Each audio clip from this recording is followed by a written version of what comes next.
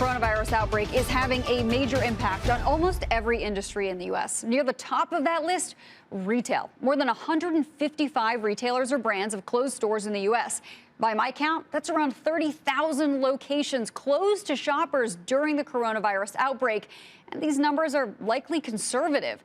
Closed stores means a lot of planned revenue will disappear, even if some of these names do have e-commerce operations that are running. Retailers still have to pay their bills, like paying store employees, even while stores are closed. That, combined with the uncertainty of this pandemic, is leading many retailers to tap into revolving lines of credit. What is that?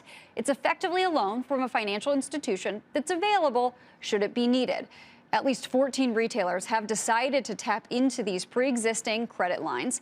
It isn't necessarily a sign that a retailer is in trouble, but like everything, it does depend on the individual circumstance of the company. For some, it's a way to shore up balance sheets at a time when stores are closed and very little cash flow is coming in.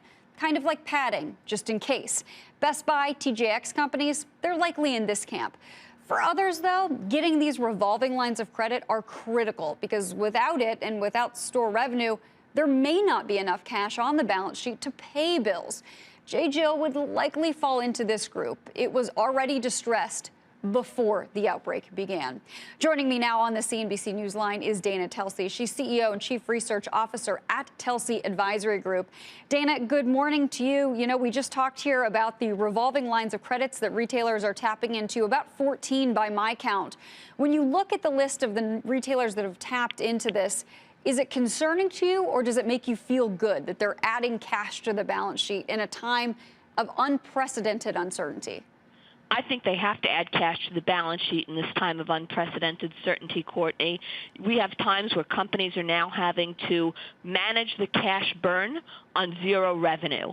So those companies that have the ability to manage through this and get to the other side is key. And you mentioned strong companies like TJX are doing this, Best Buy is doing this, and you have some weak companies are doing it. But this situation and this time frame is not for the faint of heart. When you have the retail industry, which overall directly supports 1 in 4 U.S. jobs, 52 million working Americans. It's the largest private sector employer in the country. We need these retailers to get through to the other side, and some won't make it. That's a really good point, Dana, when you're talking about just how big the retail industry is. You know, of course, I've been talking to executives. I'm sure you have as well. And many are concerned about what happens when this eventually does pass. And some have been using the B word, not bankruptcy, but bailout, saying, look, retail needs a bailout. It's not just leisure and hospitality. If our stores are closed, we cannot serve our customers. What do you make of that? Do you think that could be necessary?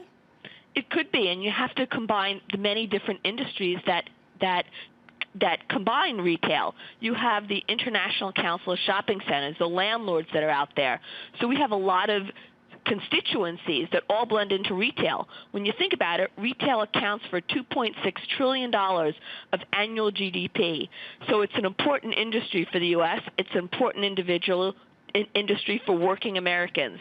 And we need all these retailers to be able to be healthy and strong because consumer confidence is dependent to drive consumer spending. And we're going to have significant fall-offs in consumer spending over the next couple of months, given the focus is on essentials. I can imagine it must be very difficult when you're looking at your models and trying to figure out what some of these earnings projections might look like, because this is just something that, frankly, we've never seen before. But I guess maybe the bigger question is as many of these municipalities and cities and households are quite literally under lockdowns, they're sheltering in place. Will retail ever be the same? Will it make us realize we actually need less stuff? Can any of this be recovered? What always happens when you have shocks to the systems like this, it can be recovered, but it doesn't happen overnight. Given the consumers focused on essentials, and think about how we're all changing our patterns, virtual connectivity all matter most. We're having virtual meetings. We're talking in FaceTime, Skype, Google Hangouts, and Zoom. And so are we going to travel the same way we used to travel? And I think that consumers want to engage and have social interaction. Cabin fever will set in upon us, and we're going to see the desire for engagement again. And you're going to see the desire to make purchases. but it's after you feel safe and secure and consumers have their jobs. I really hope we get there sooner rather than later. Thank you, Dana Telsey, for joining us this morning. Thank you.